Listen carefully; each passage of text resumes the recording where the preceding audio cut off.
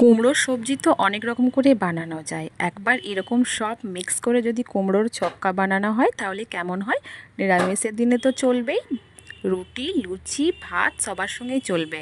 তো আজকে আমি নিয়ে এসেছি সব সবজি মিক্স করে কুমড়োর ছক্কা। এখানে আমি কুমড়ো নিয়েছি, বরবটি নিয়েছি, আলু নিয়েছি, বেগুন নিয়েছি, আর আদা নিয়েছি, কাঁচা লঙ্কা নিয়েছি। আজকে এই দিয়েই আমি রেসিপিটা বানাবো। ভালোভাবে সবজিগুলো প্রথমে আমি ধুয়ে নিয়েছি, তারপর এখানে কুমড়োটা এরকম ডুমো ডুমো করে কেটে নিয়েছি।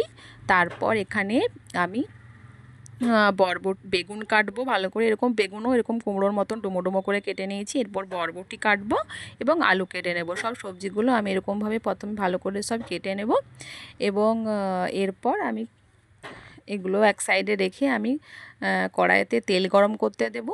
এরকমভাবে নিরামিষের দিনে সবজি বানালে একদম খেতে খুবই টেস্ট হবে এবং ঝাল ঝাল একটু হবে, তো ভালো লাগবে। মুড়ির সাথেও চলবে, ভাতের সাথেও চলবে, রুটি পরোটা লুচি যার সঙ্গে ইচ্ছে তার সঙ্গেই চলবে। তো আমি এখানে সব সবজিগুলো কেটে নিয়েছি। এরপর কড়াই চাপিয়ে তেল গরম করতে দিয়েছি। 2 থেকে 3 মিনিটের মতন হাই আছে তেলটাকে গরম করে নেব। এরপর আমি এখানে 5 ফোড়ন আর একটু কালো জিরে ফোড়ন দেব এবং শুকনো লঙ্কা দেবো একটু। যেহেতু আদা আর কাঁচা লঙ্কা আমি থেতো করে দেব, তার জন্য এখানে একটাই শুকনো লঙ্কা দিয়েছি। আপনারা চাইলে আপনাদের মতন ঝাল আপনারা খেতে পারেন, ঠিক আছে।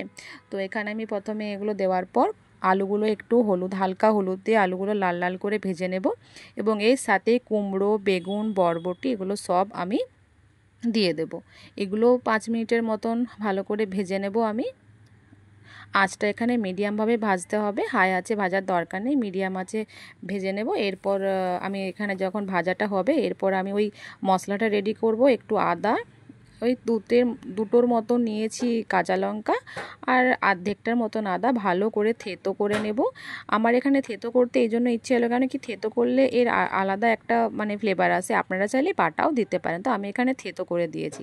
এরপর ওটা দেওয়ার ওগুলো সব ভাজার পর আমি এখানে আগের রাত্রে ছোলা ভিজতে দিয়েছিলাম, ওইগুলো ওটার সাথে দিয়ে খুব ভালো করে নাড়িয়ে দিলাম এবং ওর সাথে আমি দিয়ে দিলাম 1 চামচের মতো নুন, 1 চামচের মতো লঙ্কা গুঁড়ো এবং ওগুলো দেওয়ার পর ভালো করে মশলাগুলোর সাথে মিশিয়ে দিলাম এবং ভালো করে একটু ভেজে নেব। তারপর আমি ওই যে আদাটা আর কাঁচা লঙ্কাটা থেতো করেছিলাম ওটা একটু মতন দিয়ে দিলাম।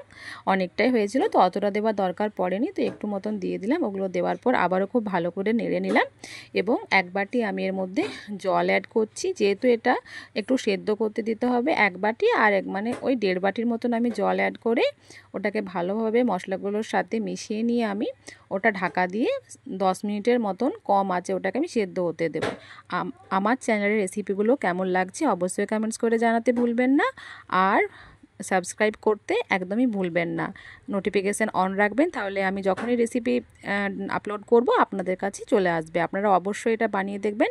এই দেখুন আমার কুমড়ো সব মিক্স করে সবজি দিয়ে ছক্কা রেডি হয়ে গেছে। নিরামিষের দিনে তো খুব ভালো চলবে। আপনারা অবশ্যই এটা বাড়িতে ট্রাই করে দেখবেন আর জানাতে ভুলবেন না কেমন হয়েছে। অসংখ্য ধন্যবাদ আমার ফুল ভিডিওটি দেখার জন্য।